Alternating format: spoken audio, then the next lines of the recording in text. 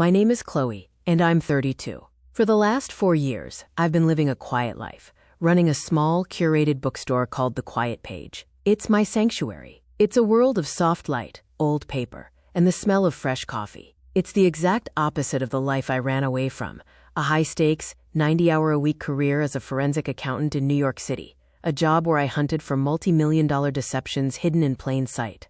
I traded that world of adrenaline and spreadsheets for a life of poetry and peace. I thought I had finally escaped the drama. Then my father, Robert, died. His sudden, massive heart attack 2 weeks ago shattered my quiet world. And yesterday, at the reading of his will, I found myself in a new, more terrifying kind of battle. My stepmother, Lydia, a woman with a smile like polished ice and a heart to match, produced a will that left his entire massive estate to her. Everything. The company he built, the house I grew up in, the family fortune, and me, his only child, I was left a single item of sentimental value, his old, broken pocket watch. Lydia and her vulture of a brother, Derek, looked at me with such pity, such condescending sympathy, as I was handed the trinket. They thought I was the simple, grieving bookseller. They thought I was weak. They thought they had won. They forgot who I used to be. They forgot I'm a woman who was trained to find the one, tiny, hidden thread that can unravel an entire criminal enterprise. And as I held that cold, heavy watch in my hand, I felt a familiar, long-dormant click in the back of my brain. This wasn't just an insult. It was a clue. And I'm about to take them apart, piece by fraudulent piece. If you've ever been underestimated, if you've ever been the one they thought they could just push aside, you're gonna want to stick around. This isn't just a story about a will. It's about what happens when the quiet one finally decides to get loud. Hit that subscribe button and let me know in the comments, what's the most two-faced thing someone in your family has ever done? The funeral was a performance. A perfectly staged, flawlessly executed production of grief, directed by and starring my stepmother, Lydia. She was a vision in bespoke black silk, a single, perfect tear tracing a path down her flawlessly powdered cheek as she accepted condolences from a long line of my father's business associates. She was my father's second wife, a woman he had married less than a year after my mother passed away from cancer. That had been 10 years ago. 10 years of her slowly, methodically painting me, his only child, as a strange, distant, and ungrateful daughter, all while cementing her own position as the devoted, loving, indispensable partner to a powerful man. She was a masterpiece of social manipulation. I, the quiet, artsy daughter who had fled to New York to build a life, was an inconvenient, emotional relic from his first lesser marriage. Her brother, Derek, who she had managed to install as the COO of my father's company, stood by her side, a bulky, menacing shadow in an expensive suit, his eyes scanning the crowd with the bored arrogance of a man who already knew he was in charge. I stood in the back of the grand, cold living room of my childhood home, a home that no longer felt like mine, feeling like a ghost.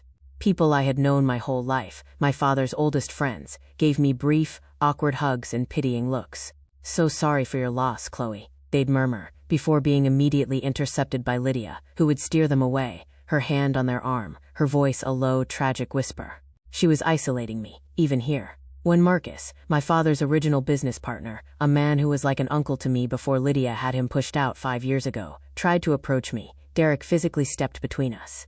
"My sister needs space for her grief," he'd rumbled, not even looking at me. "We're asking for family only." The message was clear. I was not family. The will reading was scheduled for the next day, a shockingly fast turnaround. Lydia had insisted. I can't bear to draw out the administrative side of this, it's too painful," she'd said, dabbing at her dry eyes. The truth, I now realize, was that she wanted to consolidate her power before my grief had even had a chance to settle. We gathered in my father's oppressive, mahogany-paneled study. Me, Lydia, her brother Derek, and her lawyer, a slick reptilian man named Harrison. My father's own longtime lawyer, a kind, elderly man named Mr. Abernathy, was conspicuously absent. "He's retired," Lydia had explained breezily. Harrison read the will in a monotone, his voice devoid of any emotion. It was short, it was brutal, and it was a complete fabrication. I listened, my blood turning to ice, as he read the legal jargon that effectively erased my entire existence. "And to my beloved wife, Lydia Collins, I leave my full controlling interest in Collins Innovations, LLC. I leave her our primary residence and all properties associated with it. I leave her the entirety of my personal savings, stock portfolios, and investment accounts." He finally turned to the last page. And to my daughter Chloe Collins, in recognition of the love I hold for her, I leave one item of personal sentimental value, my grandfather's silver pocket watch, in the hopes that she will treasure the time we had together. The room was silent. Derek was examining his fingernails, bored. Lydia was looking at me with that same terrible, pitying smile. The time we had together was a cruel final joke, a pun on a cheap trinket. My father, a man who had obsessed over my future, who had helped me set up my first bank account, who had, despite our distance, always been my father, had left me nothing. Nothing but a broken watch. I don't understand, I whispered, the words getting stuck in my throat. This can't be right. We talked about the company. He always said you'd be taken care of, dear, Lydia interrupted, her voice like smooth, cold silk. And you are. He's left you a priceless family heirloom. She gestured to Mr. Harrison, who slid a small, velvet-covered box across the polished desk. The will is quite clear, Anna, Harrison said, his eyes as dead as a fish's. It was signed and notarized just 3 months ago. Your father was of perfectly sound mind. 3 months ago, while I was in New York, buried in work, while she was here, by his side. This is a shock, I know, Lydia continued, standing up, a gesture of dismissal. Please, take all the time you need. But as I am now the sole owner of the estate, I'm afraid I have to be practical. I'll need you to clear out your old bedroom by the end of the week. We'll be repurposing the space. Derek is going to need a larger home office. They were evicting me from my own childhood home. I picked up the velvet box, my hand trembling, my mind a roaring, white static of shock and grief.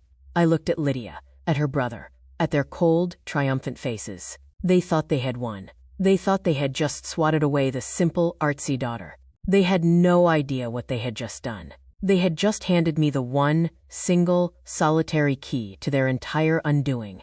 I didn't stay at the house. The thought of sleeping under the same roof as that woman, of breathing the same air, made my skin crawl. I checked into a sterile, anonymous hotel near the highway, a place with beige walls and bad coffee. I sat on the stiff, polyester bedspread, the velvet box in my hands. The grief I had been holding back since the funeral finally hit me, a tidal wave of such profound, gut-wrenching pain that I almost couldn't breathe. It wasn't just the house. It wasn't just the money. It was the erasure. The idea that my father, the man who had taught me to read, the man who had secretly paid for my college art supplies when my mother had deemed them frivolous, could have, in his final months, so completely and utterly cut me out of his life. It felt like he had died all over again.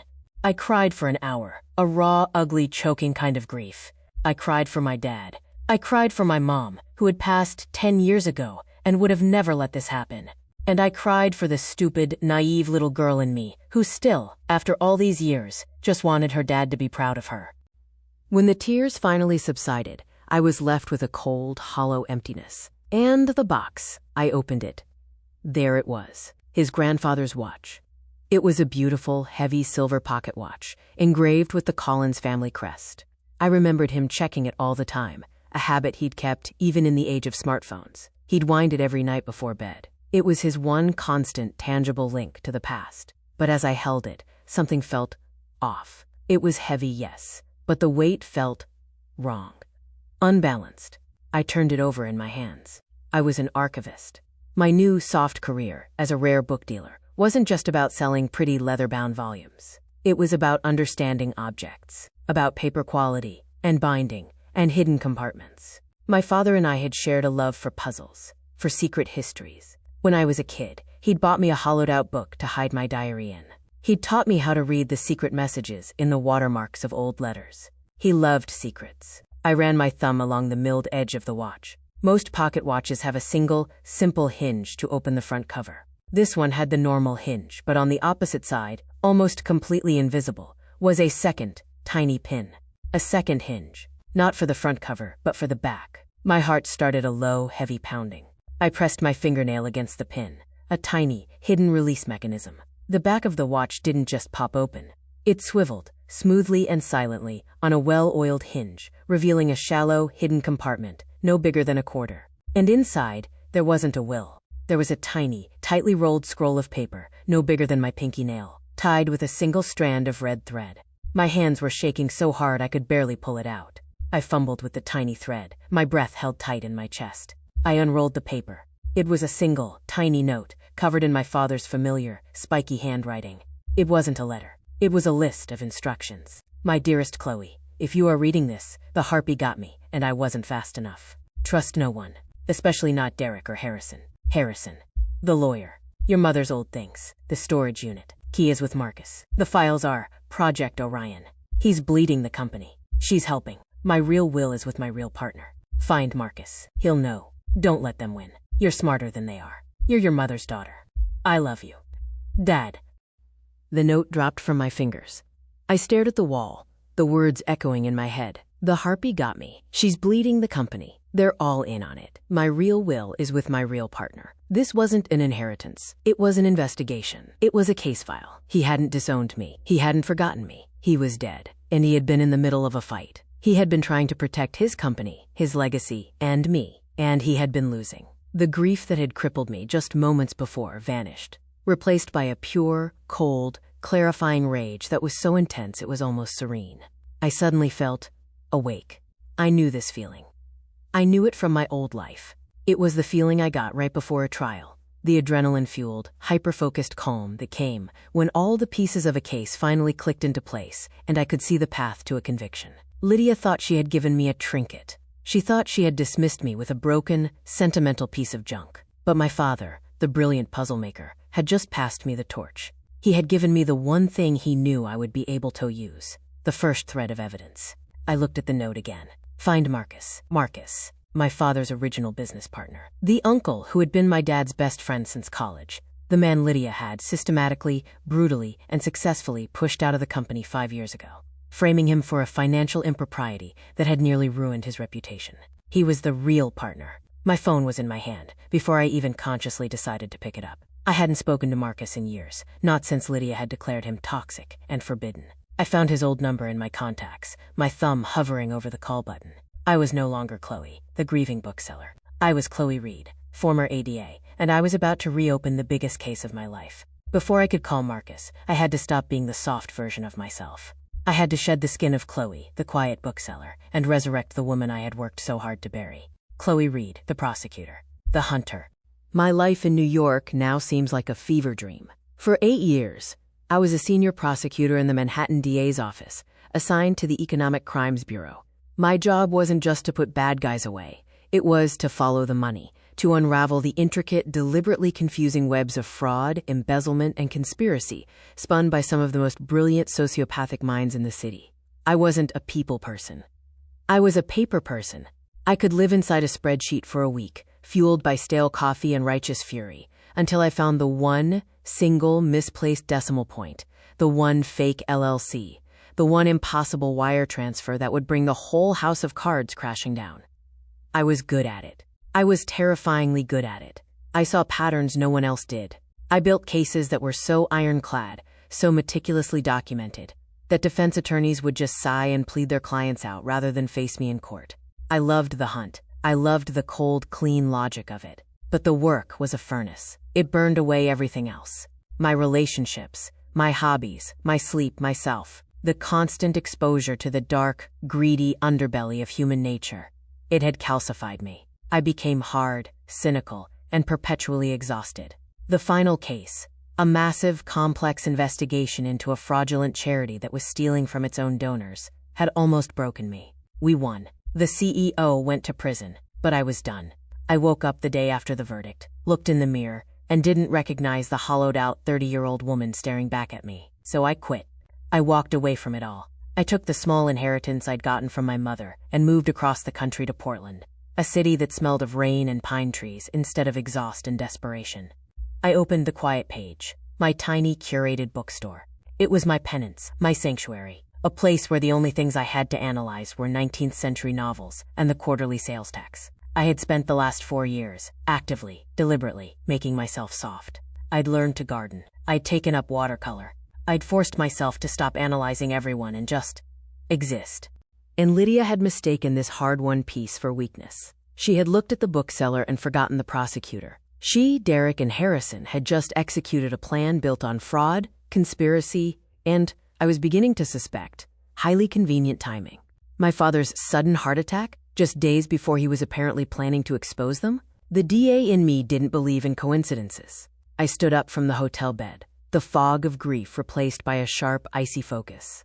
Okay, case file. Collins versus Collins. Victim, Robert Collins. Primary suspect, Lydia Collins. Co-conspirators, Derek, brother, and Harrison, lawyer. I needed more than just a note.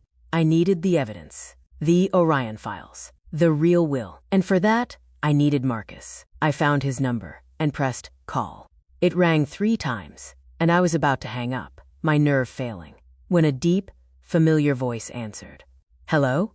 Marcus? I said, my voice sounding strange to my own ears. It's Chloe. Chloe Reed. There was a long, stunned silence. Chloe, he finally said, his voice thick with a complex emotion I couldn't quite place. My God, I was at the funeral, in the back. I tried to speak to you, but Derek wouldn't let me through. I know, I said. I saw. Marcus, I'm so sorry. About everything. About what they did to you 5 years ago. I wasn't there. I should have. Stop, he said, his voice firm but kind. That wasn't your fault. That was her. Lydia. She's a predator, Chloe. I'm so sorry about your father. He was a good man. He was just trapped, blinded by her. He wasn't as blind as we thought, I said, my voice low and urgent. Marcus, I'm in a hotel. I'm not at the house. Lydia just read a new will. It cuts me out completely. She gets everything. Son of a... He hissed. I knew she'd pull something like this. She's been planning it for years, ever since she got me out. Chloe, I'm so sorry. But Marcus... I cut him off. She left me something. My dad. He left me his grandfather's pocket watch. There was another silence. But this one was different. It was charged. The old silver one? He asked, his voice suddenly sharp. Yes, and I found a note inside. I heard him let out a sharp, sudden breath. He did it, he whispered. That brilliant bastard, he actually did it. The watch. It was his dead man's switch. We talked about it. Chloe, what did the note say? I read it to him. Check the Orion files. She's bleeding the company dry. They're all in on it. My real will is with my real partner. Find Marcus. He called me his partner, Marcus said, his voice cracking with an emotion I realized was grief. After all these years. Okay, kid. Your dad wasn't just a partner. He was my best friend. And he just tagged you in, so it's time to go to work. The storage unit. Do you know where it is? The note just says, your mother's old things. Lydia, she donated all of my mom's stuff years ago. She said it was too painful to keep around. She lied, Marcus said, his voice a low snarl. She didn't donate it. She threw it out. Your father, he was devastated. He rescued as much as he could. He rented a storage unit under my name to hide it from her. He's been paying the bill in cash for years. It's at the secure lock facility on the Old River Road, Unit 314. The key you found. Is it a simple silver key? Yes, I said, looking at the small, antique key from the watch. That's not for the storage unit, Chloe, Marcus said, his voice grim. That's the key to the next box. The one inside the unit. I'll meet you there. In 1 hour. The secure lock facility was a sprawling, anonymous complex of bright orange doors on the industrial side of town. It felt like a place where secrets went to die. I pulled in, right behind Marcus, his black Audi, a stark contrast to my rented sedan. He got out, and for a second, we just stood there. He looked older, grayer, but his eyes were the same. Sharp, intelligent, and kind. He wasn't the Uncle Marcus of my childhood. He was a man who had also been burned by Lydia. He pulled me into a hard, one-armed hug. I'm so sorry about your dad, kid, he said. He was a good man, and he was trying to fix this. He was just outgunned. Not anymore, I said, my voice harder than I expected. Let's go. Marcus had the key to the main storage unit. He led me down a long, echoing, fluorescent-lit hallway. Unit 314. He slid the heavy metal door up, and a blast of cold, musty air hit me. My breath caught in my throat. It was her. It was my mother. The entire 10 by 15 unit was a perfect, heartbreaking time capsule of my old life. My mother's paintings, wrapped carefully in cloth, were stacked against one wall. Her favorite, worn, blue velvet armchair was in the corner. Her books, her records. My father had saved everything. He had been secretly preserving the life Lydia had tried to erase. He came here, I whispered, my hand tracing the carved wood of my mother's old desk. He kept all this, for me. He loved your mother, Chloe, Marcus said quietly. And he loved you. He was weak. And Lydia is a black widow. She drains the life out of everyone she touches. We searched the unit. It was meticulously organized. He was building a case, I murmured, seeing a box labeled, Collins Innovations, Old Records. He had been pulling his own files, hiding them here. But there was no computer, no server. The key, Marcus said, pointing to my mother's jewelry box. A large, cherrywood case I hadn't seen since I was a child. He told me he'd put the real key with your mother's things. That antique silver key you found in the watch. It doesn't open the storage unit. It opens that. I walked over to the jewelry box. The silver key slid perfectly into the small, ornate lock. I turned it. The lid opened with a soft, musical click. Inside, on a bed of faded red velvet, were not jewels. It was a single, sleek black USB drive, a hardware key, and a small, black, prepaid burner phone. This is it, Marcus said, his voice tense. The Orion files. Your father was a genius. He built a ghost server, a perfect mirror of the entire Collins Innovations corporate server, updated in real time. But it's locked down with military-grade encryption. That USB key is the only way in. He was waiting. He was collecting all the evidence he needed to take her and Derek down at once. I picked up the burner phone. It felt heavy, cold, and this. He told me if anything happened to him, he'd find a way to get you the watch, Marcus explained. Your instruction was to turn on this phone. It's his final message. My hands were shaking. I pressed the power button. The small, monochrome screen flickered to life. One new text message. From Dad. Dated the day before his heart attack. My Chloe. My puzzle solver. If you're reading this, I'm gone. She did it. Don't know how, but she did. Don't mourn me. Fight. The key opens the server. The files are all there. Her fraud. Derek's. It's all there. But there's more. The Orion files aren't just about the company. They're about my greatest sin. I was a fool. I let her trap me. The real will is with Marcus. He's the only one I ever trusted. Take her down. Take them all down. Use the truth. It's the only thing that matters. I'm sorry, my girl. I'm so sorry. I love you. I sank onto my mother's old armchair, the phone clutched in my hand, the USB key feeling like a live grenade in my other. He knew she was going to kill him. Or at least, he suspected it. His sudden heart attack was almost certainly not natural. And he had just handed me the weapon, the motive, and the instruction manual. Chloe, Marcus said, his voice pulling me back from the dark, roaring abyss that had just opened up in front of me. What do we do? I looked up at him. The bookseller was gone. The grieving daughter was gone.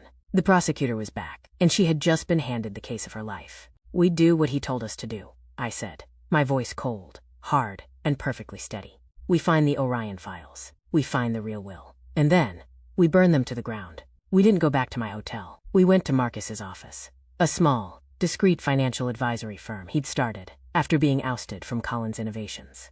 It was after 10 p.m. The building was empty, and the blinds were drawn. It felt like a war room. My systems are secure, he said, firing up a high-end workstation. This network isn't connected to anything. It's a closed loop. Let's see what your father left us. I plugged the USB key into the port. A simple black desktop appeared, with a single folder in the center, Orion. I clicked it. It was locked. A password prompt appeared. A simple question. My favorite puzzle solver. I felt a lump in my throat, my dad's nickname for me. I typed in my name, CHLOE, access granted. The folder opened, and my former forensic accountant self kicked into high gear. It wasn't just a copy of the server. It was a curated copy. My father had been building his own case. There were dozens of subfolders, all meticulously labeled. Derek, expense reports. Lydia, Shellcore. Harrison, communications. Board meeting, prep. He was just like me, I whispered, my fingers flying across the keys, my mind easily slipping back into the old, familiar hunt. He was brilliant, Marcus said, looking over my shoulder. He had a blind spot. Lydia. He loved her, and he was terrified of her. He let her isolate him. By the time he realized what she was doing, she had her hooks in too deep. I clicked open the Lydia Shellcore folder first. It was a goddamn masterpiece of white-collar crime. For 5 years, Lydia and her brother Derek had been systematically bleeding Collins Innovations dry. They had set up a series of fake offshore consulting and logistics companies, the shell corporations my father had mentioned. My dad had traced them all. Riftwater Holdings, Apex Global Solutions, Hightower Management, all registered in the Caymans. all owned by LD Investments, Lydia and Derek. The scam was simple but devastatingly effective. Derek, as COO, would approve massive, multi-million-dollar contracts with these shell companies for services that were never rendered. Logistical support for projects that didn't exist. Strategic consulting on market expansion. The money would flow from Collins Innovations, a legit US-based company, to these offshore accounts. It was clean, it was quiet, and it was, according to my father's meticulous spreadsheet, totaling over $18 million. They weren't just stealing, I breathed, my mind reeling from the scale of it. They were gutting the company from the inside out, and using the profits to buy their way onto boards, to donate to charities, building their own power base, Marcus added, his face grim. Lydia's. Her whole socialite, philanthropist reputation. It's all funded by fraud. But why? I asked. The company was already making them rich. Why risk everything? Because your father still controlled the majority shares, Marcus said. They had operational control, but he had the final say. He was old school. He hated Derek's reckless expansion ideas. He kept vetoing their bigger, riskier moves. This was their way of bleeding him out, of building their own separate empire he couldn't touch. They were planning to let the core company fail, or buy him out for pennies, and then miraculously succeed with their new ventures.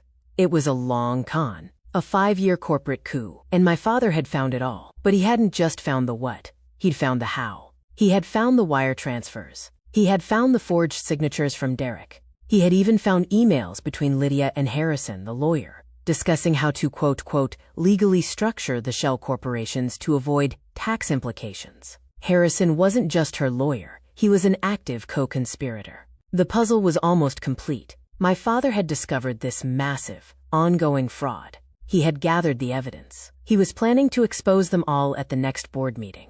And then, he had a, quote, sudden, tragic, fatal heart attack. My hands were ice cold. She killed him, I whispered. She must have. He was going to expose her. She had him killed. Hold on, Chloe, Marcus said, putting a hand on my shoulder. Let's not jump there. We can't prove that. A perfectly timed heart attack is suspicious, but it's not murder. Not without a hell of a lot more evidence. What we can prove, he said, his voice hardening, is the fraud, the conspiracy, the embezzlement. That alone is enough to send them to prison for a very, very long time. And it's enough to invalidate the will she's peddling. The will, I said, my mind snapping back to the present. He said, my real will is with my real partner. I looked up at him. Marcus. Do you have it? Marcus nodded slowly. He walked over to a large, fireproof safe in the corner of his office, spun the combination, and opened it. He pulled out a thick, sealed legal envelope. He gave this to me 6 months ago, Marcus said, his voice thick with emotion. He looked terrible, scared. He made me promise, on our friendship, that if anything happened to him, I would not file this with the court. He said I was to wait for you. He said Chloe will know what to do with it. He trusted your mind, kid, more than he trusted his own. He handed me the envelope. He said Lydia didn't know about this.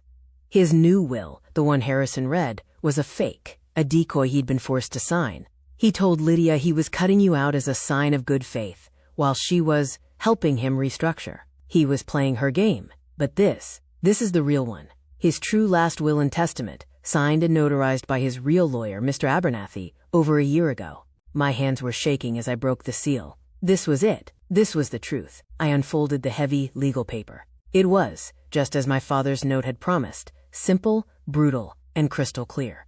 I, Robert Collins, being of sound mind and body. I read, my voice trembling. I skipped past the legalese. To my wife, Lydia Collins, who has proven to be a woman of profound deception and disloyalty, I leave the sum of $1 and my eternal regret for the day I met her. To her brother Derek, I leave nothing but the full attention of the district attorney's office, whose number is on my desk. To my longtime friend and true partner, Marcus Thorne, I return his original 20% stake in Collins Innovations, which was stolen from him. I paused, my breath catching. And to my daughter, Chloe Elena Collins, the only person in my life who has ever embodied true loyalty, integrity, and brilliance, the daughter of the only woman I ever truly loved, I leave my entire remaining estate. The house, the personal accounts, and my full controlling 80% share of Collins Innovations, LLC. I sank into the chair, the paper clutched in my hand. He hadn't just left me a watch. He had left me an empire. And he had left me a weapon. The Orion files, I said, my voice dangerously quiet, prove the fraud. And the fraud proves the motive for the new will. She had to get control. She had to cut me out. She must have found out he was building a case against her, so she and Harrison forced him to sign that fake will, probably under duress, and then he died before he could stop her. Or before she stopped him, Marcus added, his voice grim. A new, terrifying thought occurred to me. Marcus, I said, the autopsy, it was immediate. A massive coronary, they said. No questions asked. Lydia had him cremated the next day. So fast, Marcus whispered. That's not normal. Not for a sudden death. She was destroying the evidence, I said, the pieces clicking into place. The fraud, the fake will, the real will, the sudden death, the cremation. This wasn't just a convenient heart attack. This was a cleanup. She was erasing him. I stood up, the old, familiar ice of the prosecutor's office flooding my veins. She's not just a thief, I said, my voice a low, cold fury. She's a monster, and she thinks she won. She thinks I'm some bookseller from Portland, crying over a trinket. She has no idea what's about to hit her. What's the plan, Chloe? Marcus asked. The plan? I looked at him, and for the first time in 4 years, I felt the old, ruthless smile tug at my lips. The plan is, we're not just going to take back the company. We're going to take everything. We're going to use the very tools she used, fraud, deception, and the law, to dismantle her, piece by piece, in front of everyone she's ever tried to impress. She wanted a war? She's got one, and I've never lost a trial in my life. We had 2 weeks until the next quarterly board meeting of Collins Innovations. It was a meeting Lydia had called herself, no doubt to gloat and to formally install her brother, Derek, as the new CEO in my father's place. It was the perfect stage. We can't just walk in and yell murder, I said to Marcus as we sat in his office, which had become our official war room. We have no proof of that. The cremation, she was smart. She destroyed the physical evidence. What we do have is a mountain of irrefutable, career-ending financial evidence. We don't go after her for a crime we can't prove. We go after her for the ones we can. My old instincts were roaring to life. This was no longer a personal vendetta. It was a prosecution. And a good prosecutor never overplays their hand. First, I said, we secure the perimeter. Marcus, as a 20% owner, per the real will, still had legal standing. He quietly put a lien against the company's major assets, a legal maneuver that would prevent Lydia and Derek from liquidating or moving any more money. They wouldn't even know it had happened until they tried to make a large transaction. The trap was set. Next, we needed to get into that board meeting. I was just a disinherited daughter with no legal standing, according to their narrative. I had Marcus formally, legally, and quietly assign me his proxy vote as a shareholder. I was now, on paper, his official representative. Lydia and Derek wouldn't see the paperwork until the meeting started. They'd be expecting a grieving daughter. They'd be getting a voting member of the board. Then, I built my case. I didn't want to just present a pile of confusing spreadsheets. I was a communicator. I needed a narrative. I spent the next 10 days in a caffeine-fueled haze, turning that mountain of data into a story. I created a single, devastating PowerPoint presentation. It was beautiful, clean, and utterly brutal. It was entitled, simply, The Orion Project, a 5-year review of financial irregularities at Collins Innovations. The presentation was my closing argument. Slide 1, a simple timeline, showing the dates of Marcus's ousting, Derek's hiring, and the immediate appearance of the first shell corporation. Slide 2, a flowchart, mapping the money. From Collins Innovations, to Apex Global, to Riftwater Holdings, to the final Cayman Islands LLC, which I had successfully and legally tied through incorporation documents, to Lydia Collins herself. Slide 3, a greatest hits of their fraud.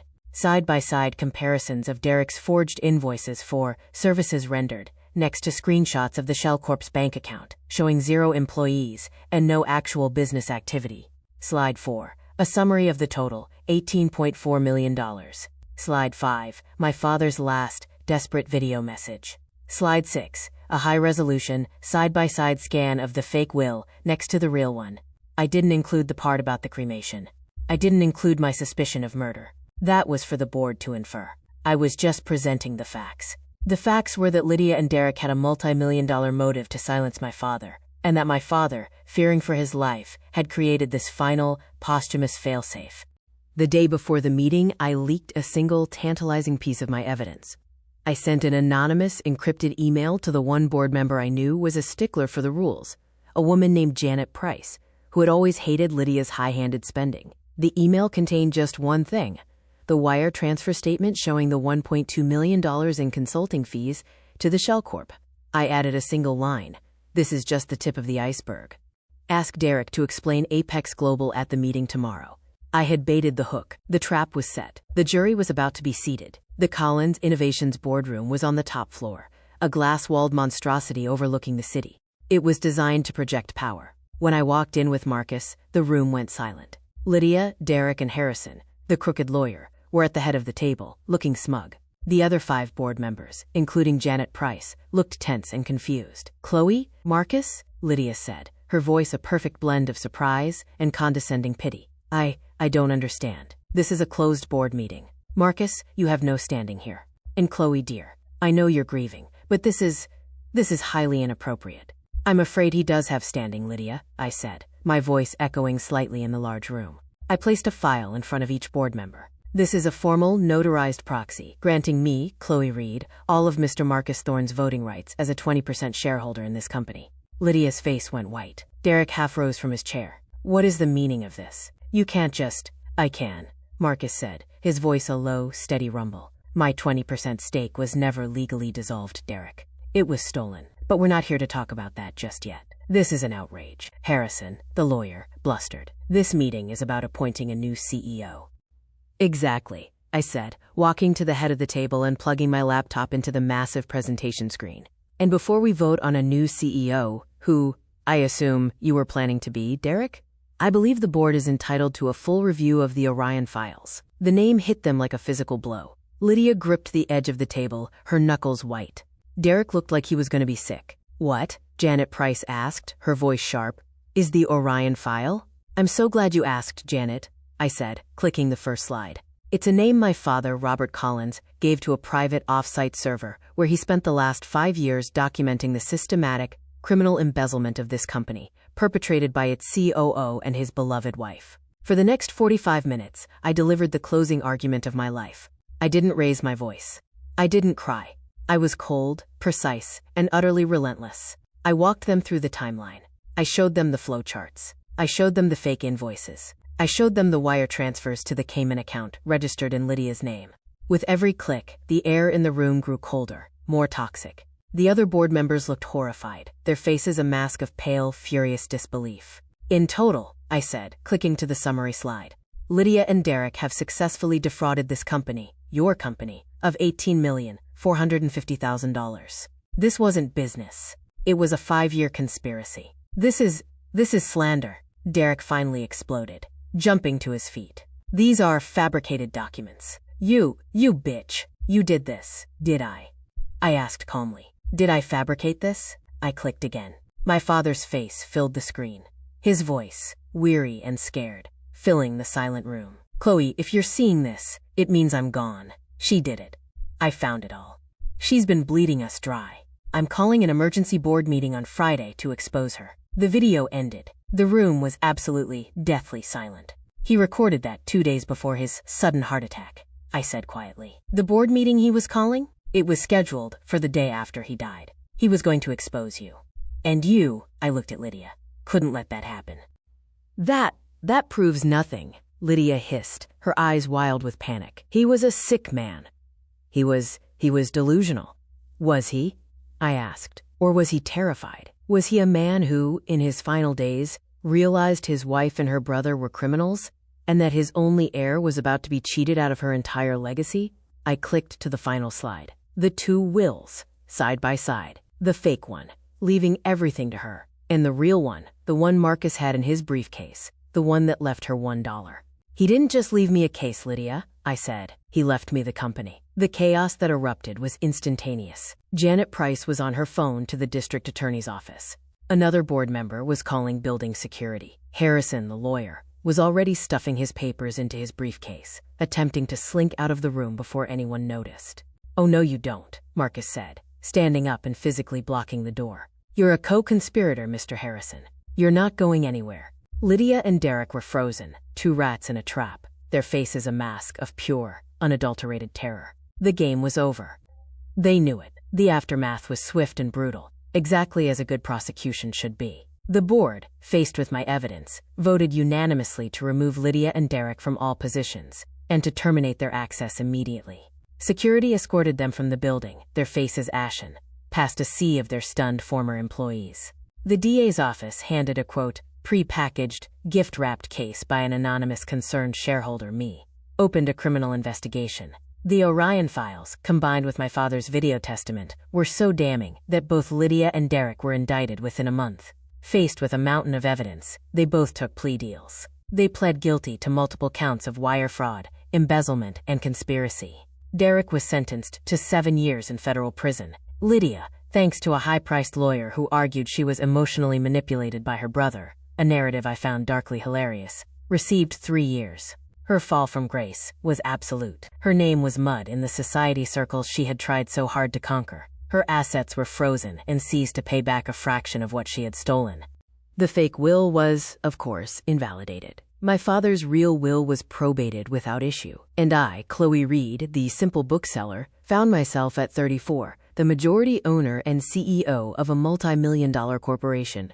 I spent the next 6 months in a whirlwind. Marcus and I, now partners in the truest sense, worked side by side to triage the company. We righted the ship. We cut away the rot, prosecuted the fake vendors, and, using my father's own notes, restored the company to the stable, honest, and profitable entity it had once been. We promoted the people my father had trusted, the ones Lydia and Derek had marginalized. After a year, the company was stronger than ever. But it wasn't my dream. It was my father's. On the anniversary of my father's death, I called a final board meeting. I had stabilized the company. I had honored his legacy. And now, I was done. I sold my entire 51% stake in Collins Innovations to Marcus, its original co-founder, for a sum that was, quite frankly, staggering. I was finally, truly, free.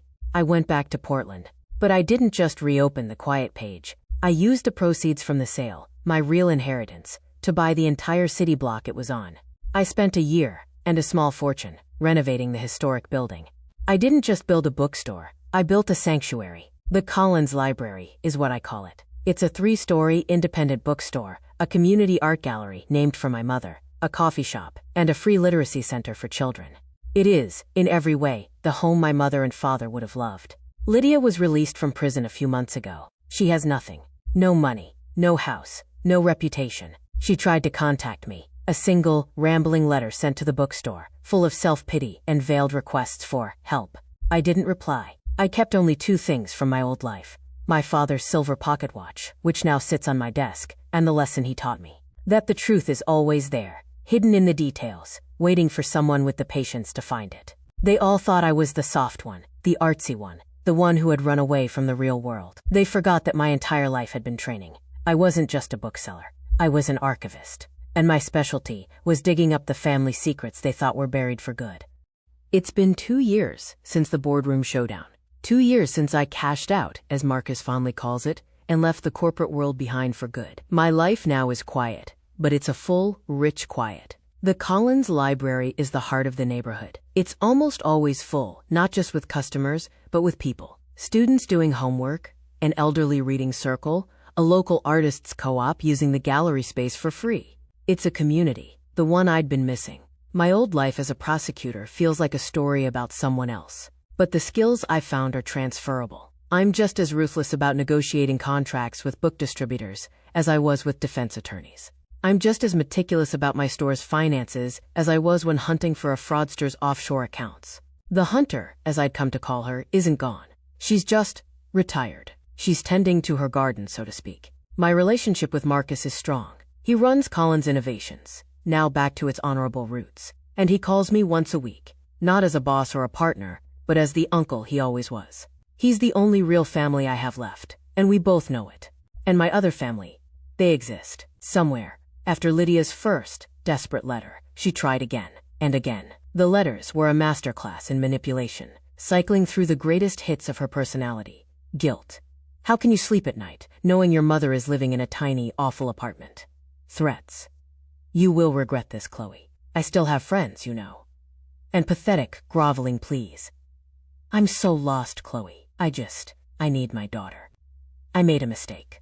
I never replied. I kept every letter, filing it away in a new box labeled Lydia, not as evidence, but as a reminder. A reminder of what happens when a person's entire identity is built on lies. Then, About 6 months ago, a different letter arrived. It was from Derek. He'd been in a minimum security prison for almost 2 years, with 5 more to go. The letter was short, blunt. Chloe, I'm in a 12-step program here. For a lot of things.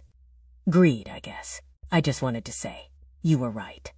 We did it. All of it. I'm sorry I let her rope me into it. And I'm sorry for what we did to you and your dad. It was the closest thing to an honest confession I had ever received from him. I filed it away too. But the real ghost was Lydia. I'd heard through the family grapevine, which still occasionally whispered in my direction, that she was not doing well. She'd been fired from the 2 retail jobs she'd managed to get. She was living in a state-subsidized apartment, a fate she would have once considered worse than death. She was, by all accounts, a broken woman. One night, fueled by a glass of wine and a wave of something, pity maybe, I sat down and wrote a letter to her. I didn't hold back. I poured out the 10 years of humiliation, of being treated like a second-class citizen, of her systematic campaign to erase my mother and then to erase me. I wrote about the gala, and the watch, and the sheer cold-blooded evil of what she had tried to do. You didn't just try to steal my money, Lydia, I wrote. You tried to steal my father's memory. You tried to steal my entire past. You thought I was weak, a simple bookseller. You never, not for 1 second, bothered to actually see who I am. And that is why you lost. You weren't beaten by a prosecutor. You were beaten by the daughter you never even knew. It was a powerful, brutal, cleansing letter. I sealed it in an envelope. I stamped it, and I held it in my hand, my thumb on the cold, smooth paper. And then, I didn't send it. I realized, in that moment, that I didn't need her to hear it. I didn't need her to know. The victory wasn't in rubbing her face in it. The victory was mine. It was in the quiet, peaceful bookstore around me. It was in the balance of my bank account. It was in the fact that I could go to sleep at night and wake up and not have to think about her at all. I tore the letter into tiny, satisfying pieces and threw it in the fireplace, watching the words curl and turn to ash. That, finally, was closure. A few weeks ago, Marcus flew in to visit. We were sitting in my new, beautiful office on the top floor of the bookstore, looking out over the city as the sun set. He was telling me about a new, green energy patent the company was developing, his voice full of the old, familiar passion he'd had before Lydia had tried to crush him. You know, he said, swirling the whiskey in his glass, he would be so proud of you, Chloe. Not just for this, he gestured around the magnificent building, but for the fight. You saved his company. You saved his legacy. I know, I said quietly. I opened the top drawer of my desk. My father's old silver pocket watch was sitting there, on a small velvet cushion. I picked it up. It was heavy, solid. The back was still open, the tiny hidden compartment empty. It's funny, I said, turning it over in my hands. For 10 years, Lydia tried to convince me I was nothing like my father, that I was emotional and impractical, like my mother. She spent a decade trying to erase my mother, and then me. She built her entire world on the idea that we were the weak ones. I looked at Marcus, and I smiled. A real, genuine smile. But in the end, I said, my mom's paintings paid for the server that held the evidence. My dad's puzzle box mind, the one I inherited, was what found it. And my impractical, emotional loyalty to their memory was what gave me the strength to fight. I closed the watch with a soft, final click. She wasn't just fighting me, I said, placing the watch back in the drawer. She was fighting them, and she never, ever stood a chance. I looked out the window at the city, at the lights coming on, at the life I had built. I had taken their fraud, their secrets, their betrayal, and I had turned it into a library. I had taken the ugliest parts of my past and used them to build a beautiful, quiet, and meaningful future. And that, I realized, was the best revenge of all.